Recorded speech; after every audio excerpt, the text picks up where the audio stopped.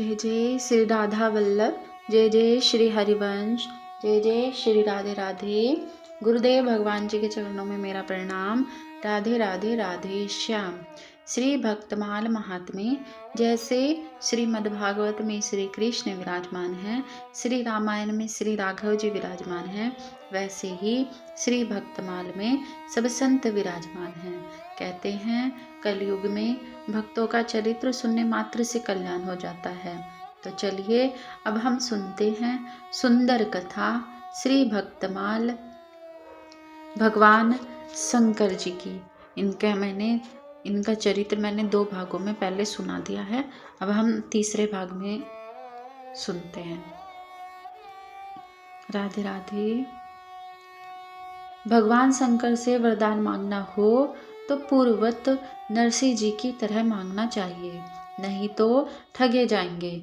जब भक्त नरसिंह जी को भगवान शंकर ने दर्शन दिए और उनसे वरदान मांगने के लिए कहा, तब नरसिंह जी ने कहा कि जो चीज़ आपको सबसे अधिक प्रिय लगती हो वही दीजिए। भगवान शंकर ने कहा कि हमको श्री भगवान कृष्ण राम सबसे अधिक प्रिय लगते हैं, अतः मैं तुम्हें उनके ही पास ले चलता हूँ। ऐसा कहकर भगवान शंकर उनके गोलोक ले गए। तात्पर्य है कि शंकर से वरदान मांगने में अपनी बुद्धि नहीं लगानी चाहिए।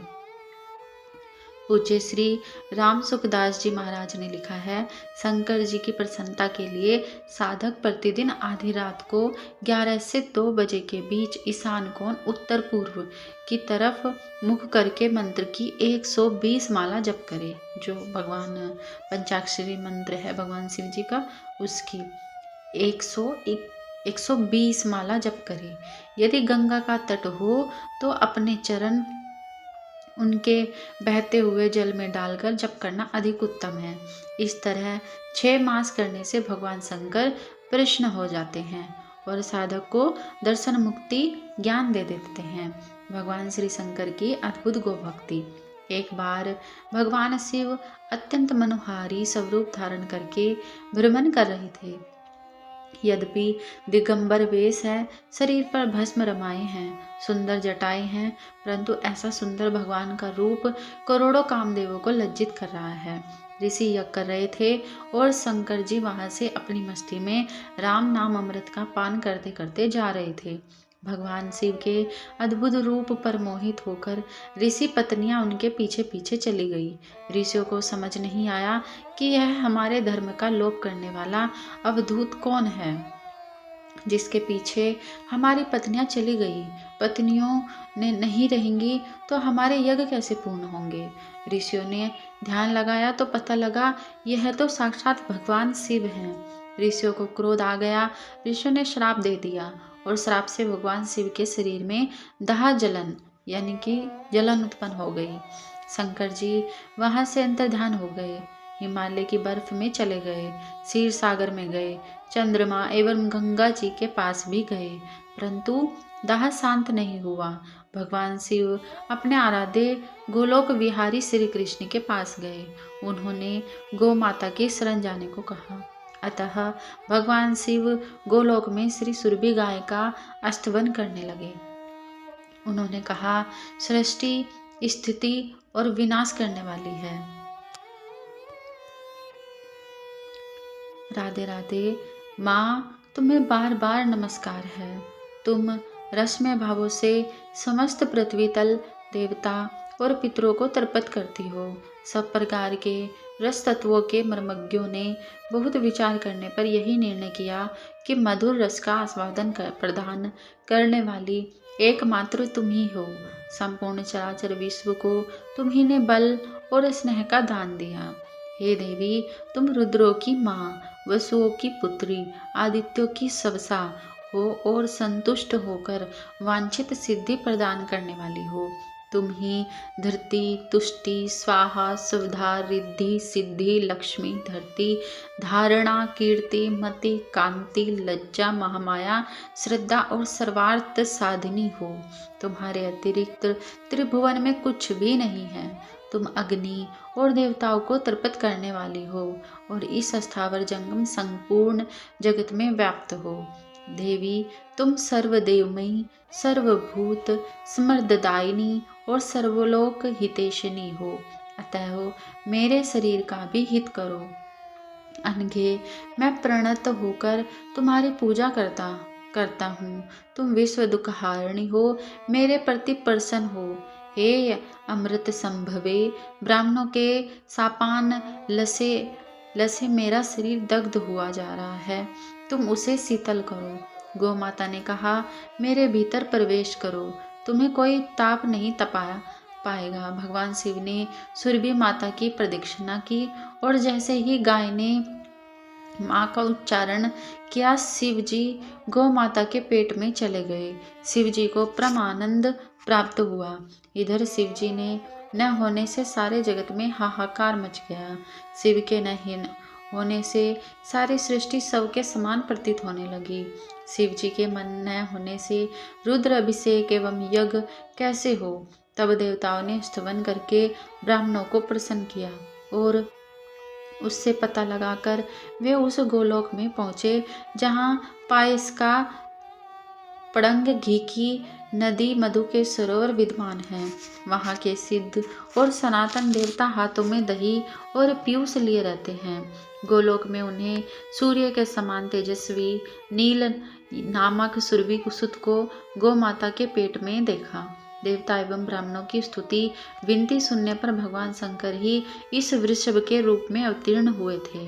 देवता और गुनियों ने देखा, गोलोक की नंदा, उक्ति, स्वरूपा, सुशीलका, कामिनी, नंदिनी, मध्या, हिरण्यदा, धनदा, धर्मदा, नर्मदा, सकल प्रिया, वामन, लंबिका, कृपा, दीर्घ श्रृंगा, सुपिच्छिका, तारा, तोयिका, शांता, दुर्विशाहा, मनोरमा, सुनाशा, गोरा, गुरुमुखी, हरिद्रा, वर्णा, नीला, शंखनी, पंचवर्णिका, विनता, अभिनटा, भिन्नवर्णा, सुपत्रिका, जया, अरुणा, कुंडोधवनी, सुदती और चारु चंपका।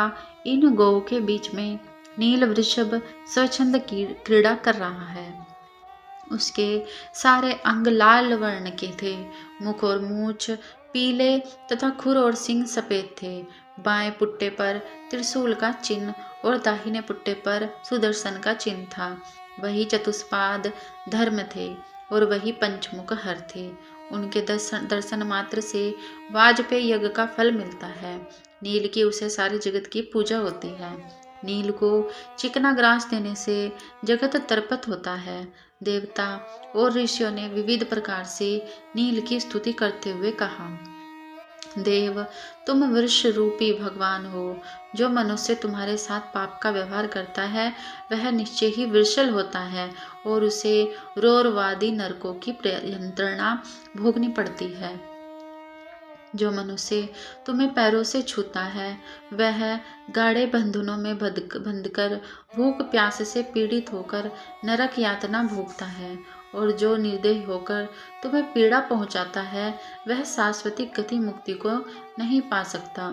ऋषियों द्वारा स्तवन करने पर नील ने प्रसन्न होकर उनको प्रणाम किया। अतः वृषभ भगवान का वाहन ही न अपितु भगवान शिव का अंश भी है। श्री शिव जी वृषभ ध्वज और पशुपति कैसे बने। समुद्र मंथन से श्री सुरभि गाय का प्राकट्य हुआ। गौ माता के शरीर में समस्त देवी देवता एवं तीर्थों में निवास किया। देवताओं ने गौ माता का अभिषेक किया और श्री सुरभि गाय के रोम रोम से असंख्य बछड़े एवं गोए उत्पन्न हुई। उनका वर्ण सफेद श्वेत था। वे गौ माताएं एवं बछड़े विविध दिशाओं में विचरण करने लगे। एक समय सुरभि का बछड़ा माँ का दूध पी रहा था। गौ एवं बछड़ा उस समय कैलाश पर्वत के ऊपर आकाश में थे। भगवान शिव ने उस समय समुद्र मंथन से उत्पन्न हलाहल विषपान किया था। अतः उनके शरीर का ताप बढ़ने से भगवान श्री राम नाम के जाप में लीन थे। गौ के बछड़े के मुख से दूध का झाग उड़कर श्री शंकर जी के मस्तक पर जा गिरा, जिससे शिव जी को क्रोध हो गया। यद्यपि शिव जी गौ माता की महिमा को जानते हैं, परंतु गायों का महात्म्य प्रकट करने के लिए उन्होंने कुछ लीला करने हेतु क्रोध किया। शंकर जी ने कहा कि यह कौन पशु है जिन्होंने हमें अपवित्र किया। शंकर जी ने अपना तीसरा नेत्र खोला, परंतु गौमाताओं को कुछ नहीं हुआ। शंकर जी की दृष्टि अमोघ है, अतः कुछ परिणाम तो अवश्य होगा। इसलिए गौमाता शिव जी की दृष्टि से अलग अलग रंगों में परिवर्तित हो गई।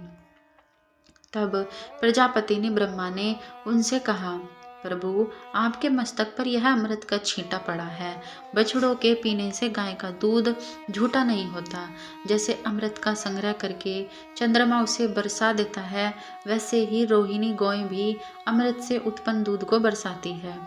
जैसे वायु, अग्नि, सुवर्ण, समुद्र और देवताओं का पिया हुआ अमृत कोई झूठे नहीं होते, वैसे ही बछड़ों को दूध पिलाती हुई गौ दूषित नहीं होती।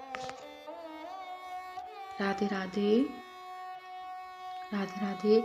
ये गौएं अपने दूध और घी से समस्त जगत का पोषण करेंगी। सभी लोग इन गौओं के अमृत में पवित्र दूध रूपी ऐश्वर्य की इच्छा करते हैं। इतना कहकर सुरभि एवं प्रजापति ने श्री महादेव जी को कई गौएं और एक वृषभ दिया। तब शिव जी ने भी प्रपत्र होकर वृषभ को अपना वाहन बनाया और अपनी ध्वजा को उसी वृषभ के चिन्ह से सुशोभित किया। इसी से उनका नाम वृषभ ध्वज पड़ा।